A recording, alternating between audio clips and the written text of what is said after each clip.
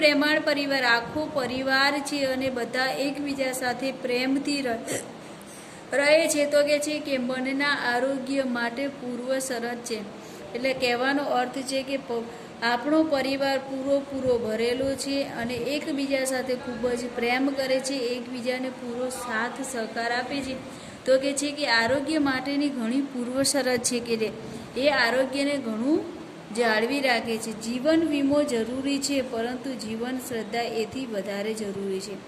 શું કે છે કે ઘણા લોકો જીવન વીમો ઉતારે છે પોતાના જીવન, પણ એથી કે છે મહત્વની છે જીવન શ્રદ્ધા, જીવનની અંદર રહેલી શ્રદ્ધા. એમાં સમર્પણ એ જ રોકાણ અને સ્નેહ એ જ ડિવિડન્ડ. માંદા પડવાનું આપણે માનીએ તેટલું સહેલું નથી. હવે જુઓ શું કે છે,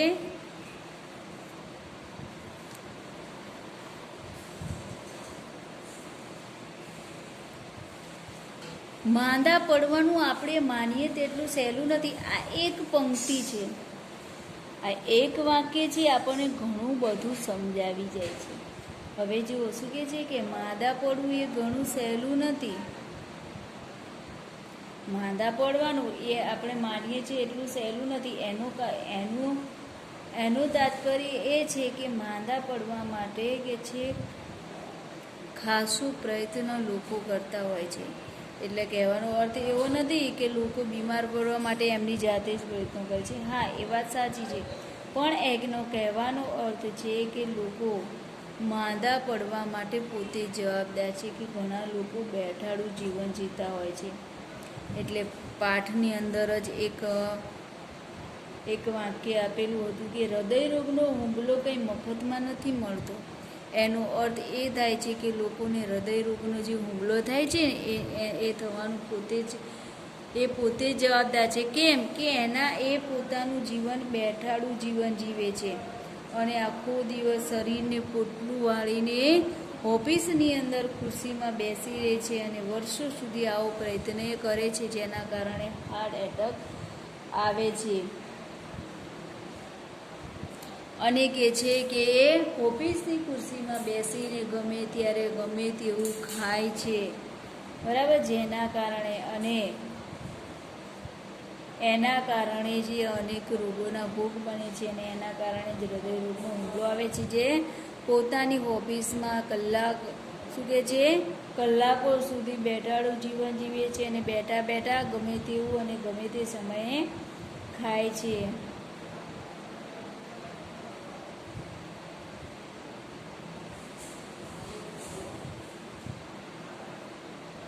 અને ઘણા લોકો શું કહે છે કે પ્રેમનો અનાદર કરે, પોતાના પરિવાર સાથે પ્રેમથી ન રહેતા હોય, અને ઘણા લોકોએ હાસ્યને છોડી દીધું હોય કે છે.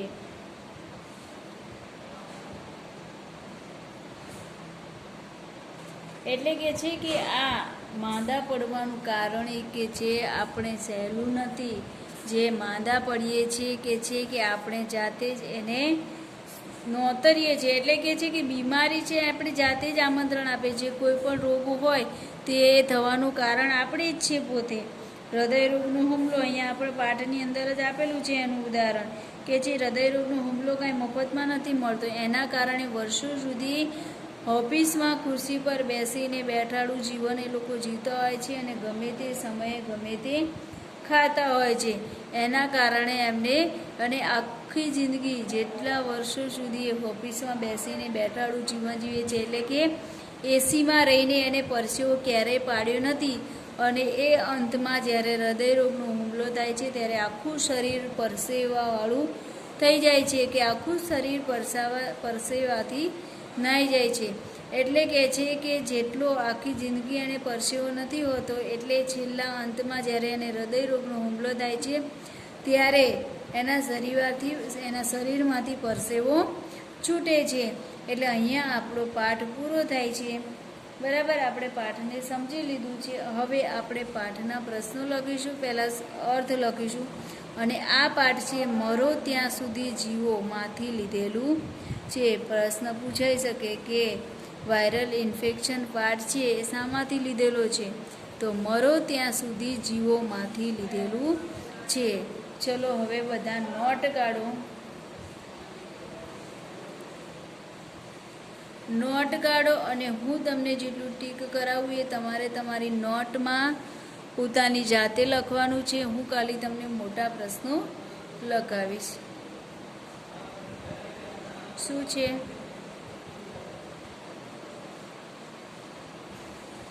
બોલો.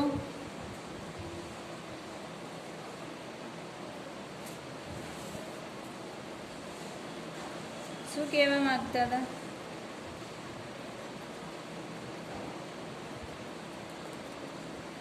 નોટ કાઢો બધા.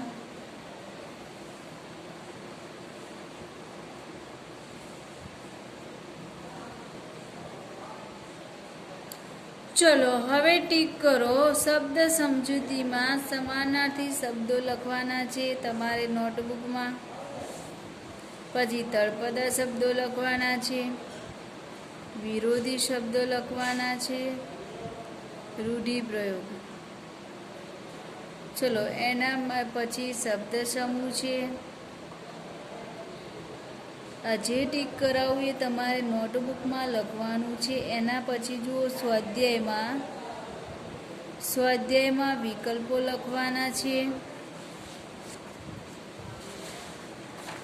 પછી જો વિકલ્પો જોયા પછી પ્રશ્ન નંબર 2, નીચેના પ્રશ્નોનો એક વાક્યમાં ઉત્તર આપો. બરાબર. ચલો નંબર 3, નીચેના પ્રશ્નોના 2-3 વાક્યોમાં ઉત્તર લખો.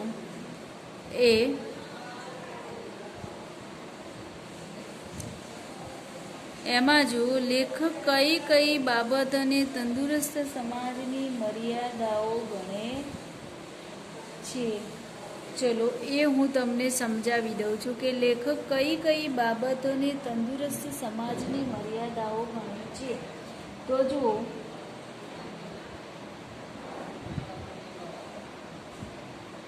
લેખક છે અનાથ આશ્રમ અને ઘરડા ઘરને તંદુરસ્ત સમાજની કે છે મર્યાદાઓ ગણે છે. અનાથ આશ્રમમાં બાળકોની અને ઘરડા ઘરમાં વૃદ્ધોની સંખ્યા વધે એ તંદુરસ્ત સમાજની નિશાની નથી. હવે જો કે શું કહે છે લેખક કઈ બાબતોને તંદુરસ્ત સમાજની મર્યાદાઓ ગણાવે છે?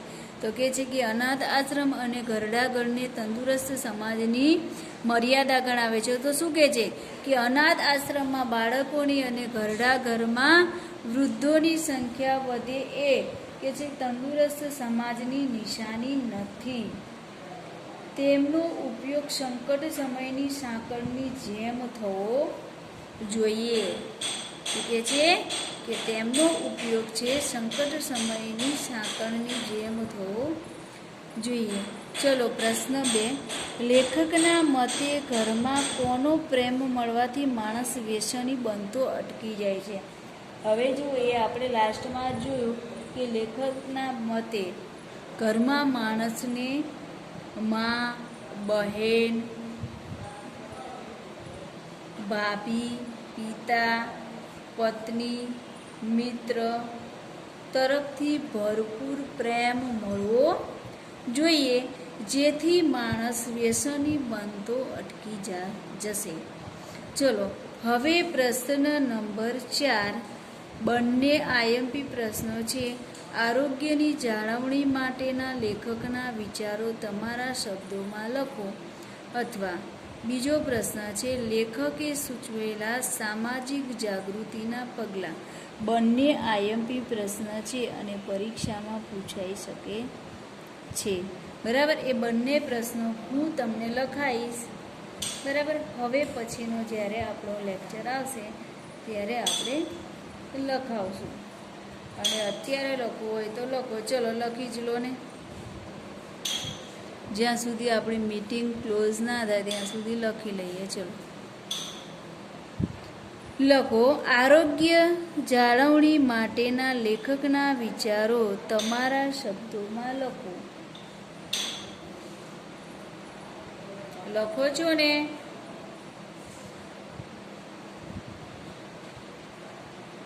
હા, નોટ ચેક કરવાની જ છે. પછી ચલો લખો પ્રશ્ન. આરોગ્ય જાળવણી માટેના લેખકના વિચારો તમારા શબ્દોમાં લખો.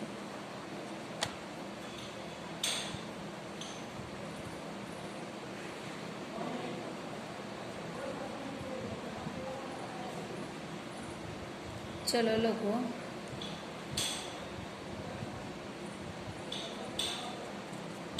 વાયરલ ઇન્ફેક્શન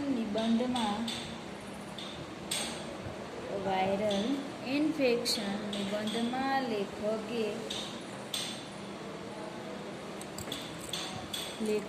આરોગ્યની જાળવણી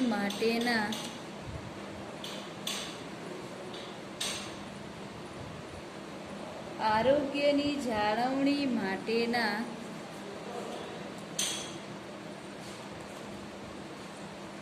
ખૂબ જ ઉપયોગી વિચારો વ્યક્ત કર્યા છે.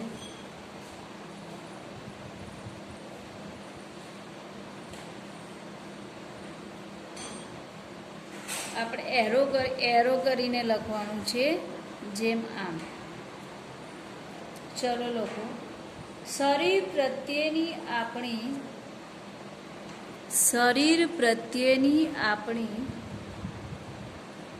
બેદરકારી અને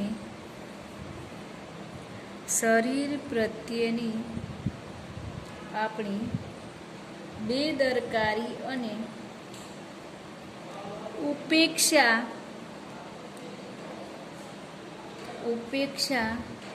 શરીરના સ્વાસ્થ્ય માટે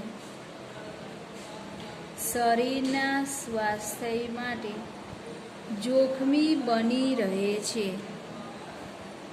શરીરના સ્વાસ્થ્ય માટે જોખમી બની રહે છે. ચલો આગળનો પોઈન્ટ. આપણે સંપૂર્ણ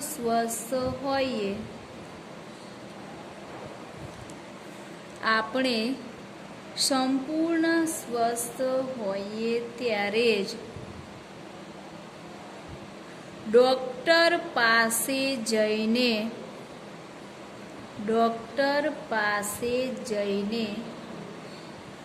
આરોગ્યની જાળવણી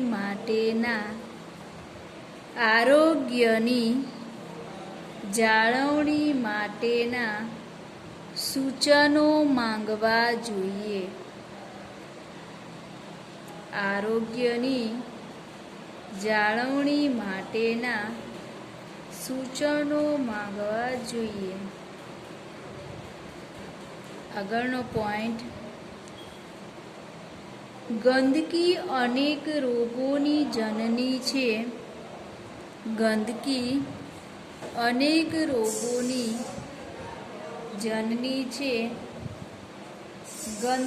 અને ગરીબી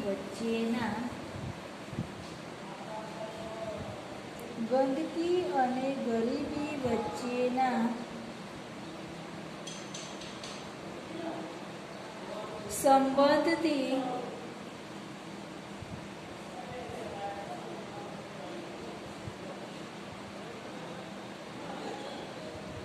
સંબંધથી હોસ્પિટલો ગંદકી અને ગરીબી વચ્ચેના સંબંધથી હોસ્પિટલો દર્દીઓથી ઉભરાતી રહે છે.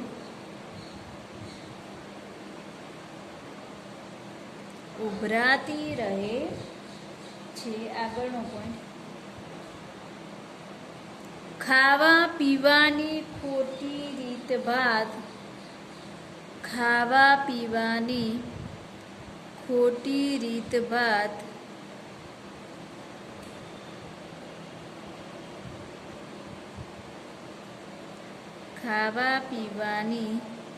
ખોટી રીતભાત સ્વાસ્થ્ય બગાડે છે.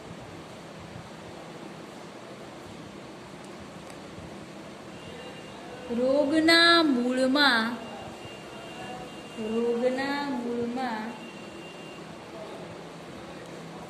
આપણી સમજણનો રોગના મૂળમાં આપણી સમજણનો અભાવ છે. આપણી સમજણનો અભાવ છે. આગળનો પોઈન્ટ, મનની સ્વસ્થતાનો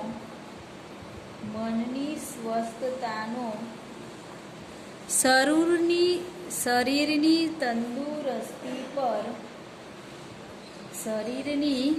તંદુરસ્તી પર સીધો પ્રભાવ પડે છે. મનની સ્વસ્થતાનો શરીરની તંદુરસ્તી પર સીધો પ્રભાવ પડે છે. દૂષિત એમાં જ લખજો, દૂષિત મનવાળું શરીર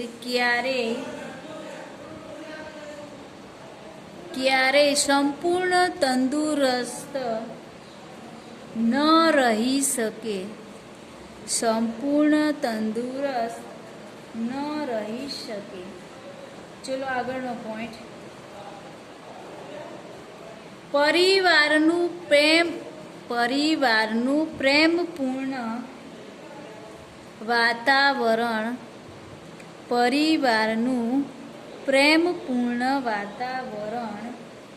તન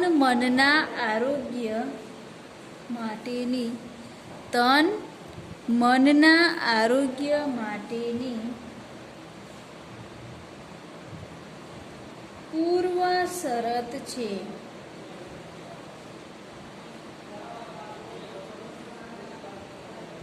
આરોગ્ય માટે એમાં જ લખો, આરોગ્ય માટે લવ થેરપી એટલે કે જે પરિવારનો પ્રેમ, લોકો પ્રેમથી રહે, એકબીજાના સાથ સહકારથી રહે, એને લવ થેરપી કહેવાય. અને જીવન શ્રદ્ધા ખૂબ જ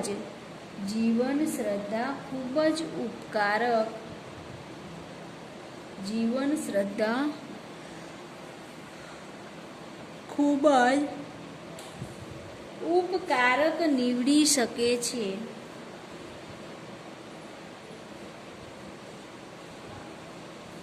ચલો પેરેગ્રાફ, લેખકના મતે યોગ્ય તકેદારી રાખવામાં આવે તો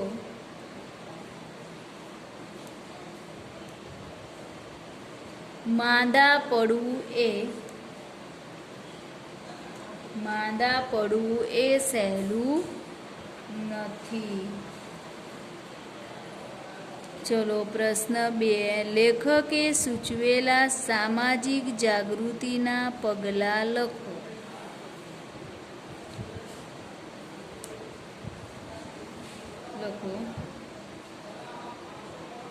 લેખકે સૂચવેલા સામાજિક જાગૃતિના પગલાં નીચે પ્રમાણે છે.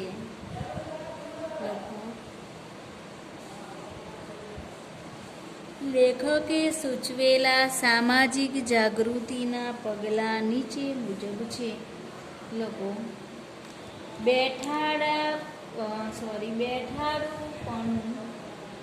બેઠાડુંપણું ત્યાગીને શ્રમનું મહત્વ સમજવું જોઈએ. લખો, બેઠાડુંપણું ત્યાગીને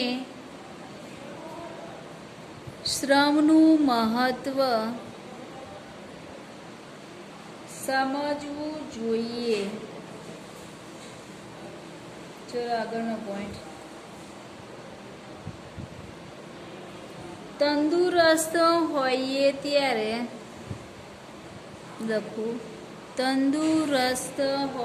ત્યારે નિયમિત ડૉક્ટર પાસે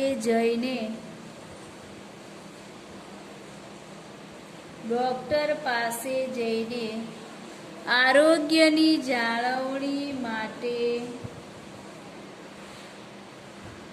ડૉક્ટર પાસે જઈને આરોગ્યની જાળવણી માટે તકેદારીના સૂચનો માંગવા જોઈએ.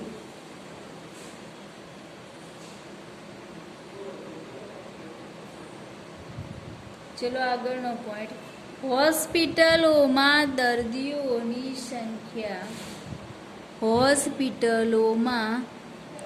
દર્દીઓની સંખ્યા ઘટે. હોસ્પિટલોમાં દર્દીઓની સંખ્યા ઘટે તે આવકારદાયક સ્થિતિ છે. એમાં જ લખો દર્દીઓની હોસ્પિટલો ઉભરાય. દર્દીઓની હોસ્પિટલ ઉભરાય તે સમાજની શરમ છે.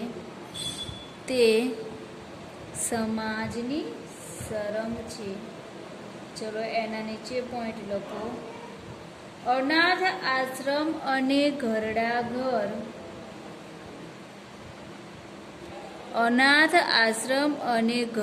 ઘરની સંખ્યા વધે.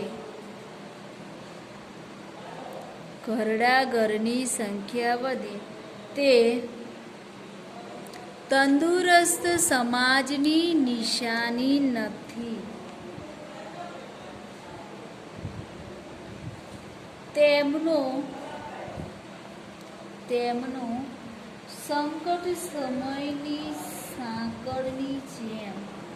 તેમનો સંકટ સમયની સાંકળની જેમ ઉપયોગ થવો જોઈએ.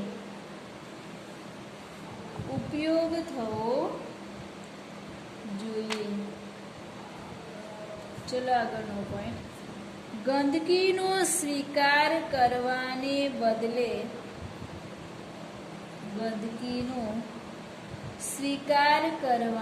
બદલે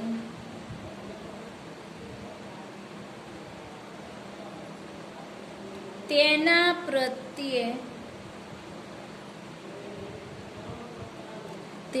પ્રત્યે સૂગ હોવી જોઈએ.